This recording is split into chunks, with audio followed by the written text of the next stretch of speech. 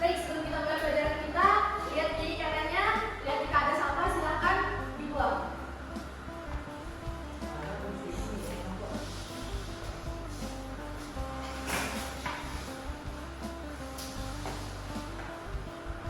Kalian tahu nggak kita hari ini belajar tentang apa? Nggak tahu. Nggak tahu, Bu. Oke. Hari ini kita belajar tentang sistem persamaan linear dua variabel. Pernah dengar nggak? Anak-anak semua pernah dengar nggak tentang sistem persamaan linear dua variabel sebelumnya? Belum, Bu. Baik, sebelum kita masuk ke sistem persamaan linear dua variabel, Ibu mau kita ingat kembali tentang sistem persamaan linear satu variabel yang sudah kalian pelajari di kelas 7 sebelumnya. Silakan Ika, yang mau baca. Eka boleh baca. Umur ayah 2 kali umur anaknya. Jika selisih umur mereka adalah 20 tahun, maka umur ayah adalah Ada yang tahu nggak berapa jawabannya? 40 tahun, Bu. Ya, benar sekali, 40 tahun. Ini adalah pembahasan singkatnya ya. Saya kira semuanya sudah tahu karena sudah pernah belajar di kelas 7. Saja tujuan pembelajarannya. Ada yang mau baca? Iki silakan baca.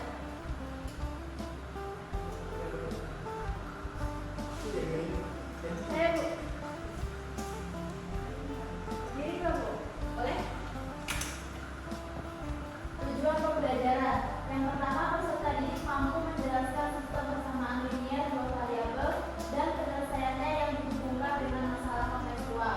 Yang kedua, peserta didik mampu menyelesaikan masalah yang berkaitan dengan sistem persamaan linear dua variabel. Terima kasih ya. Ini kita sudah jelas ya untuk tujuan pembelajaran kita hari ini. Kita akan bahas tentang sistem persamaan linear dua variabel dan penyelesaiannya yang dihubungkan dengan masalah kontekstual. Dan juga nanti tujuan pembelajaran yang kedua kita akan menyelesaikan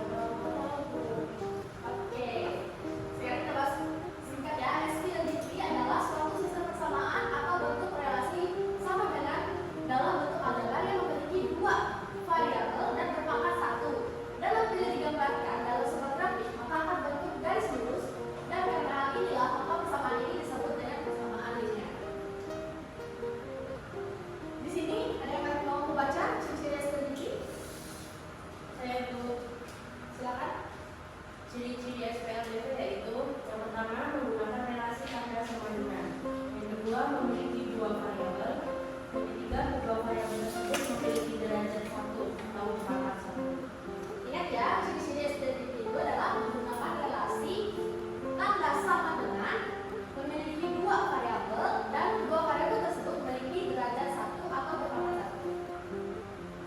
Nah, ada yang tahu nggak maksud dalam SDTT itu apa? Ada yang tahu?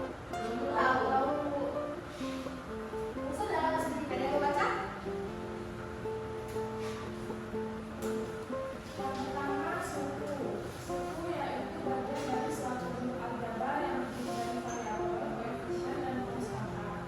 Dan setiap suku dipisahkan dengan tanda-tanda pengulangan ataupun pengurangan. Yang kedua, variabel. Variabel yaitu pengubah atau pengganti suatu bilangan yang biasanya dilambangkan dengan huruf seperti X dan Y. Yang ketiga, koefisien. Koefisien yaitu suatu bilangan yang menyatakan adanya suatu jumlah variabel yang sejenis. Koefisien disebut juga dengan bilangan yang ada di depan variabel karena penulisan semua persamaan koefisien berada di depan variabel. Yang keempat, konstanta. Konstanta yaitu bilangan yang tidak diikuti dengan variabel maka nilainya tetap atau konstan untuk berapapun nilai yang berubah. Oke, terima kasih. Di sini paham nggak maksudnya apa? Belum kan? Belum paham? Nah, kita lebih memahami dari saudara sendiri, kita nanti akan masuk ke dalam soal. Selanjutnya metode penyelesaian seperti ada yang tahu? Tahu dulu. Untuk metode penyelesaian persamaan linear dua variabel itu ada kan metode. Yang pertama itu substitusi, yang kedua itu eliminasi, dan tiga metode gabungan dari substitusi dan eliminasi yang keempat itu adalah metode gabungan. Nah, selanjutnya kita masuk ke dalam contoh soal. Ini ada yang kenal nggak ya Pak? Ada. Pernah lihat juga di daerah atau pernah pakai nggak? Nah, ini adalah mandor suku Dayak. Mandor suku Dayak, dan kita baca di buku ini, mandor suku Dayak itu merupakan senjata tradisional yang menyerupai pedang. Senjata mandor berasal dari kebudayaan Dayak di Kalimantan. Senjata tajam ini memiliki ciri khas tersendiri yaitu ukiran-ukiran pada bagian bilangnya. Pada bilah senjata ini juga sering dijumpai lubang-lubang yang ditutup dengan tembaga atau keningan sebagai dasar untuk menghindar. Di sini kita tahu bahwa mandor suku Dayak itu adalah salah satu alat untuk orang pada zaman dulu untuk berperang. Saja ini pernah lihat nggak ini? Atau pernah megang? Kalau lihat pernah? Nah, ini adalah talawang. Talawang ini adalah salah satu perisai suku Dayak. Nah, talawang itu bisa disebut kalau bahasa Indonesia itu tameng. Itu adalah perisai dari suku Dayak dan terbuat dari kayu ulin atau kayu besi. Nah, talawang ini itu yang dipakai orang-orang dulu untuk membangkitkan semangat biar jadi kuat. Nah, untuk soalnya ada yang mau baca? Ya, Bu. Silakan. Seorang agen shopping online ingin membeli barang Kalimantan Tengah yaitu mandau dan talawang. Harga talawang sama dengan setengah kali harga mandau. Harga satu buah mandau dan satu buah talawang seharga 450.000. Seorang pelanggan shopping online ingin membeli 24 buah mandau, sedangkan uang yang dimiliki hanya 2.500.000. Apakah uang tersebut cukup untuk membeli mandau sebanyak 24 pieces? Jelaskan. Jadi ada yang jawab? Baik. Di sini yang tadi pertama kita cari itu apa? Itu adalah diketahui. Diketahui apa dari soal? Mandau. Harga mandau dan harga talawang. Jadi di sini yang diketahui itu adalah harga mandau dan harga talawang. Di sini harga talawang itu sama dengan berapa? Nah, sama dengan setengah kali harga dari mandau. Di sini kita ketahui juga bahwa harga satu buah mandau dan satu buah talawang itu seharga 450.000. Nah, jika si pelanggan shopping online ini membeli 24 buah mandau, sedangkan dia hanya punya uang 2.500.000, apakah uang tersebut cukup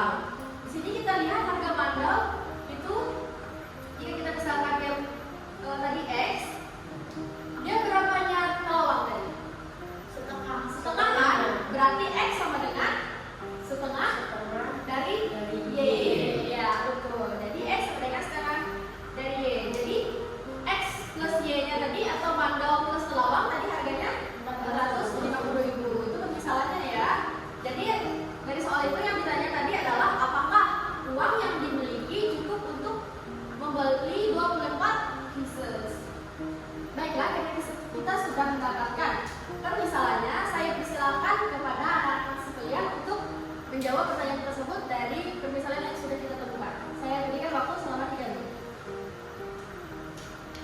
Sudah selesai? Sudah, Ibu.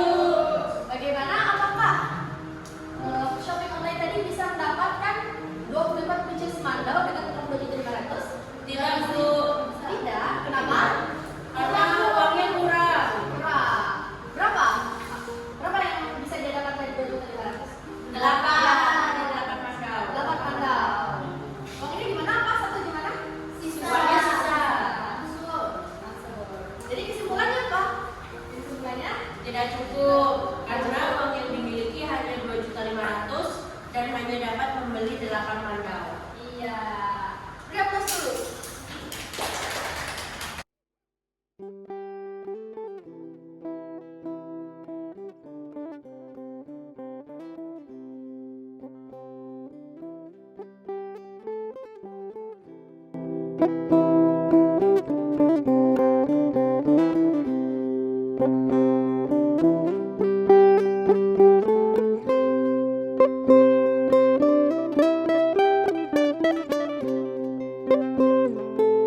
Diskusi dulu ya. Terima kasih.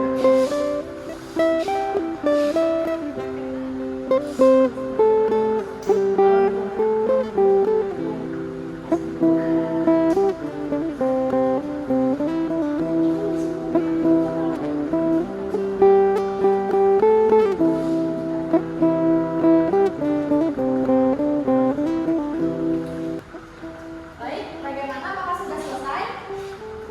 Sudah, Bu. Nah, kalau sudah selesai kita masuk ke dalam sesi presentasi, sesi kelompok. Untuk soal ke-1 ada yang sedia? Untuk soal kedua? Baik, nah, kita masuk dalam sesi presentasi. Silakan kepada kelompok 1 untuk mempresentasikan hasil diskusi.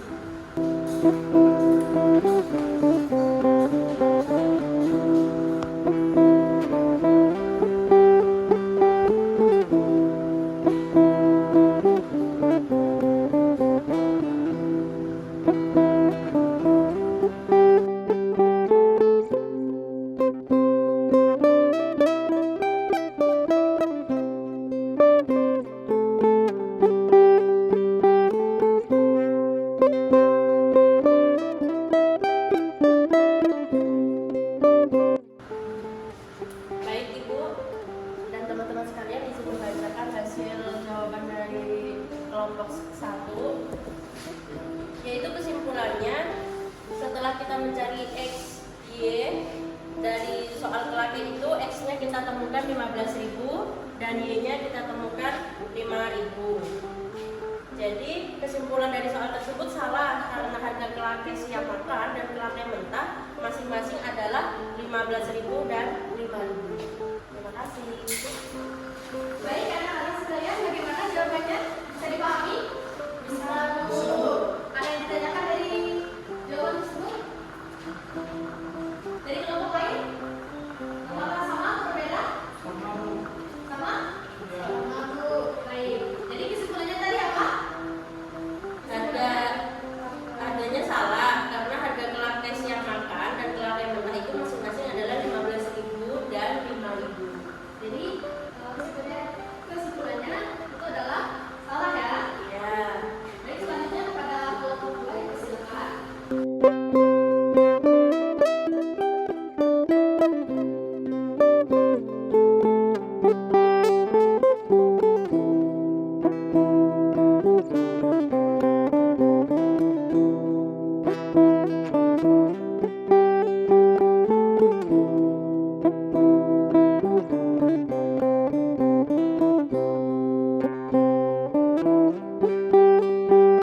Sini saya akan mencari nilai X-nya, yaitu dengan cara menghilangkan nilai Y-nya ya, dengan dikali 2 dan dikali 1.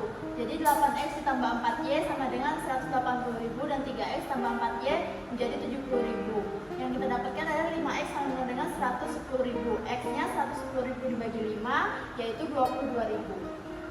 Lalu kita menggunakan metode substitusi, Bu. 3X tambah 4Y sama dengan 70.000. 3X-nya kita ketahui 22.000, lalu ditambah 4 4Y sama dengan 70.000. 3 dikali 22.000, 66.000 ditambah 4Y sama dengan 70.000. 4Y 70.000 dikurang 66.000 jadinya 4.000. Lalu 4.000 ini dibagi dengan 4, jadi kita peroleh Y-nya itu 1.000. Jadi kesimpulannya, harga satu tas motif batang garing dan satu tas motif talawak masing-masing adalah 22.000 dan 1.000. Oke, baiklah. Dari jawaban dari kelompok 2, soal KPPD nomor 2, ada yang ditanyakan? Tidak, Bu. Bagaimana dari kelompok 1? Apakah jawabannya berbeda atau ya sama? Jawabannya sama, Bu. Sama. Jadi di situ dapat disimpulkan tadi apa kesimpulannya? Kesimpulannya, harga tas motif batang garing dan satu tas motif talawak masing-masing 22.000 dan 1.000. Ya, berarti masing-masing dari tas tersebut harganya adalah 22.000 dan 1.000. Dari pelajaran kita hari ini, ada yang bisa mengambil kesimpulan? Saya mau coba, Bu. Silakan. Dari materi SPLBP ini, pemahaman baru yang saya dapatkan yaitu saya dapat mengetahui harga satuan barang dari yang dari sebelumnya belum diketahui, sehingga saya bisa memastikan bahwa uang yang saya bawa itu cukup atau tidaknya untuk membeli satu barang tersebut. Ya, baik. Aku sudah betul. Selanjutnya kita akan masuk kepada refleksi. Persoalan pertama, bagaimana perasaan Anda setelah mempelajari SPLBP hari ini? Bagaimana perasaannya? Senang, senang. Ya, senang karena kita sudah mempelajari ya. Ya. Nah, ini semuanya sudah paham. Ya, sudah paham SPLBP. Nah, yang kedua, apa pembelajaran yang Anda dapatkan hari ini? Jadi belajar SPLBP kan kita sudah belajar menentukan harga satuan barang, perbedaan harga barang kan. Ya, yang ketiga itu apa kesulitan yang Anda hadapi selama mengikuti pembelajaran hari ini? Apa tadi kesulitannya? Kira-kira menemukan rumusnya dulu. Oh, pasti. Ya, misalnya ya, rumusnya ya. Rumusnya Bu. Berarti nanti teman-temannya supaya lebih bisa lebih belajar lagi ya. Ya. Selanjutnya, apakah Anda puas dengan pembelajaran hari ini? Iya, Bu. Puas. Puas. Iya. Baiklah, kalau sudah puas, kita masuk ke tes evaluasi. Di sini ada satu soal dikerjakan individu dalam waktu 10 menit. Baik, Bu.